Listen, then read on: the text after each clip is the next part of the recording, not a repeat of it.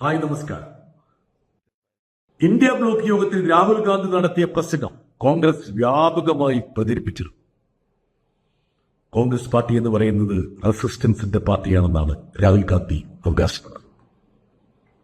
എനിക്ക് രാഹുൽ ഗാന്ധിയോടും അദ്ദേഹത്തിന്റെ സഹപ്രവർത്തകരായ KC വേണുഗോപാൽ, കേരള മുഖ്യമന്ത്രി VD സതീശൻ തുടങ്ങിയവരോടും ചില ചോദ്യങ്ങൾ ചോദിക്കാനുണ്ട്. നിങ്ങൾ ഭരിക്കുന്ന നിങ്ങളുടെ സഹപ്രവർത്തകനായ രേവന്ത് റെഡ്ഡി മുഖ്യമന്ത്രിയായ തെലങ്കാനയിൽ ലോകത്തിലെ മരണത്തിന്റെ വ്യാപാരിയാണെന്ന് അറിയപ്പെടുന്ന ലക്ഷക്കണക്കിന് ആൾക്കാരെ കൊന്നൊടുക്കാൻ നേതൃത്വം നൽകുന്ന ഡൊണാൾഡ് ട്രംപിന്റെ പേരിൽ ഒരു റോഡ് നാമകരണം ചെയ്യപ്പെടുകയാണ്. ഇത് മഹാത്മാഗാന്ധിയുടെ രാജ്യമാണ്.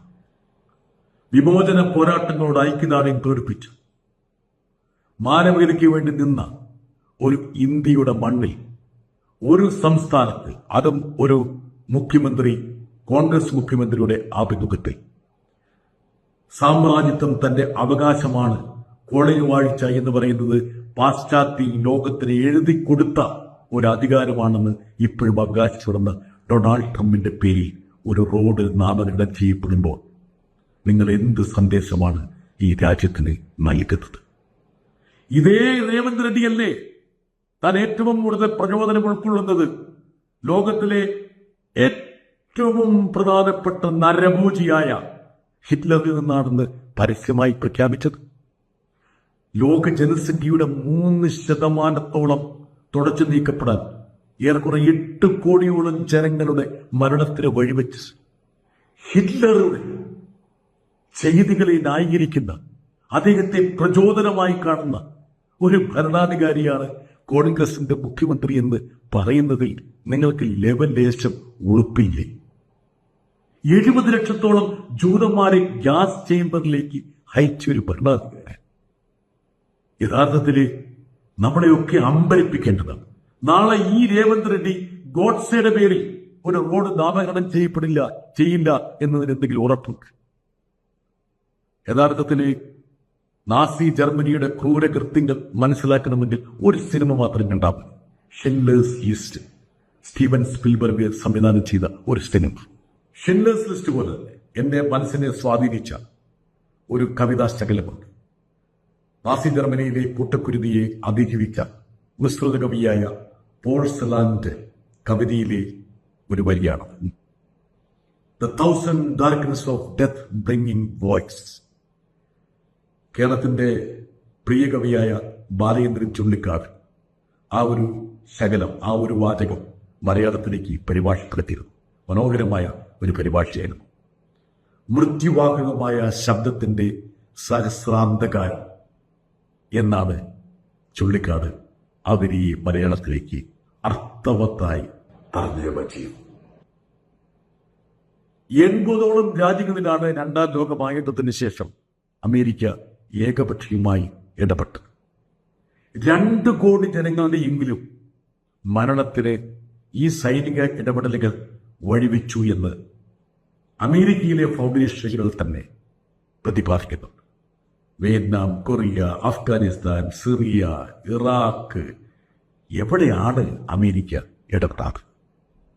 ഈ അമേരിക്കൻ വിദേശകാര്യ നയത്തിന്റെ ഏറ്റവും പ്രധാനപ്പെട്ട കുന്തമനയായ ഡൊണാൾഡ് ട്രംപിനെ ആദരിക്കാൻ വേണ്ടി റെസിസ്റ്റൻസിന്റെ പാർട്ടി എന്ന് അവകാശപ്പെടുന്ന കോൺഗ്രസിന്റെ ഒരു മുഖ്യമന്ത്രി മുന്നോട്ട് വരുന്നു എന്ന് പറയുമ്പോൾ ആ പാർട്ടിക്ക്, രാഹുൽ ഗാന്ധിക്ക് ഒന്നും പ്രതികരിക്കാനില്ലേ? ലോകം വെറുക്കുന്ന ഡൊണാൾഡ് ട്രംപിനെ കോൺഗ്രസും രേവന്ത് റെഡ്ഡിയും ആദരിക്കുമ്പോൾ അവർ മറക്കുന്ന ഇന്ത്യയുടെ ചരിത്രത്തിലെ ചില സുവർണ ഏടുകളുണ്ട്. വിയറ്റ്നാം ജനതയ്ക്കെതിരെ അമേരിക്ക അധിനിവേശം നടത്തിയ ഘട്ടത്തിൽ വിയറ്റ്നാം ജനതയോട് ഐക്യദാർഢ്യം പ്രകടിപ്പിച്ചുകൊണ്ട് വിയറ്റ്നാം വിമോചന നേതാവ് ഹോച്ചിമിന്റെ പേരിൽ കൊൽക്കത്തയിലെ ഹാരിംഗ്ടൺ റോഡ് അന്നത്തെ ഐക്യമുന്നണി സർക്കാർ നാമകരണം ചെയ്തു. ആ ഹാരിംഗ്ടൺ റോഡിന് ഒരു പ്രത്യേകതയുണ്ട്. US കോൺസുലേറ്റിന് മുന്നിലൂടെ പോകുന്ന റോഡാണ്. ആ റോഡിന്റെ പേരാണ് 1969 ഹോച്ചിമിൻ സരണി എന്ന് ഐക്യ സർക്കാർ നാമകരണം ചെയ്തു. അന്ന് ഇടതുപക്ഷവും ബംഗ്ലാ കോൺഗ്രസും കൂടിയാണ് പശ്ചിമബംഗാൾ സംയുക്തമായി ഭരിച്ചത്. ആ നാമകരണത്തിന് മറ്റൊരു പ്രത്യേകതയുണ്ടായിരുന്നു.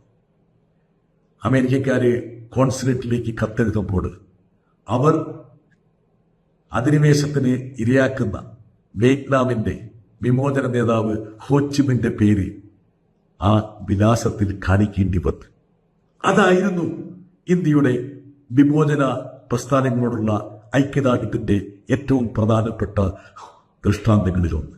അവിടെ നിന്ന് രേവന്ത് റെഡ്ഡി, രാഹുൽ ഗാന്ധി, നിങ്ങൾ എത്ര കാലം പിന്നോട്ട് പോയി. മറ്റൊരു കാര്യം കൂടി എനിക്ക് ഇവിടെ ഓർമ്മപ്പെടുത്താറുണ്ട്. ഒരുപക്ഷെ നമ്മുടെ മാധ്യമങ്ങൾ PMCയെ അറബിക്കടലിൽ മുക്കിത്താഴ്ത്തുന്ന ഈ സമയത്ത്, അല്ലെങ്കിൽ UDF-ഉം ലീഗും ഇവരെല്ലാം കൂടിയിട്ട് PMCയെ അറബിക്കടലിൽ മുക്കിത്താഴ്ത്തിക്കൊണ്ടിരിക്കുകയാണ്. ആ താഴ്ത്തുമ്പോൾ നമ്മുടെ മാധ്യമങ്ങൾ ചർച്ച ചെയ്യാതെ പോയൊരു കാര്യമാണ് കോൺഗ്രസിന്റെ സമുന്നത നേതാവ്, രാജസ്ഥാനിലെ മുൻ മുഖ്യമന്ത്രി അശോക് ഗെഹ്ലോട്ടിന്റെ വാക്കുകൾ. അദ്ദേഹം എന്താണ് കഴിഞ്ഞ ദിവസം പറഞ്ഞത്? നമ്മുടെ ചില പത്രങ്ങൾ ചെറുതായിട്ട് ആ വാർത്ത കൊടുത്തു. इतना बड़ा संगठन है, 100 वर्ष पूरे हो गए उनको, और उनको शुक्रिया अदा करना चाहिए कांग्रेस सरकारों का और कांग्रेस का। आज जो RSS यहाँ तक पहुंची है,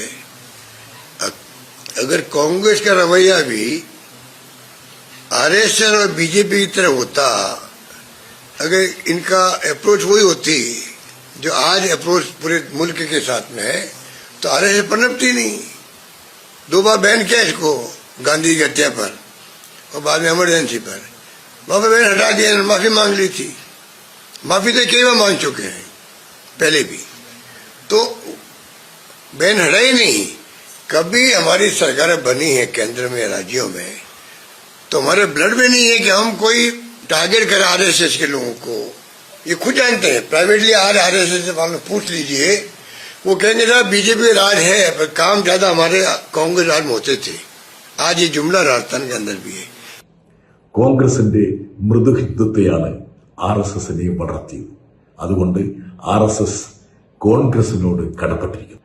തല പോയാലും RSSനോട് സന്ധി ചെയ്യില്ല എന്നാണ് രാഹുൽ ഗാന്ധി ഇന്ത്യ ബ്ലോക്ക് യോഗത്തിൽ പറഞ്ഞത്. രാഹുൽ ഗാന്ധി ഈ വാക്കുകൾ കേട്ടിട്ടുണ്ടാവുന്നു. എന്താണ് ഈ രാജ്യത്ത് നടന്നത്? എങ്ങനെയാണ് RSSും BJPയും ശക്തി പ്രാപിച്ചത്? ഇക്കാര്യങ്ങളൊക്കെ അശോക് ഗെഹ്ലോട്ട് പറഞ്ഞ കാര്യങ്ങൾ കൂടി മനസ്സിൽ വെച്ചുകൊണ്ട് ഒന്ന് അപഗ്രഥിക്കണമെന്ന് വിനീതമായി അപേക്ഷിച്ചു.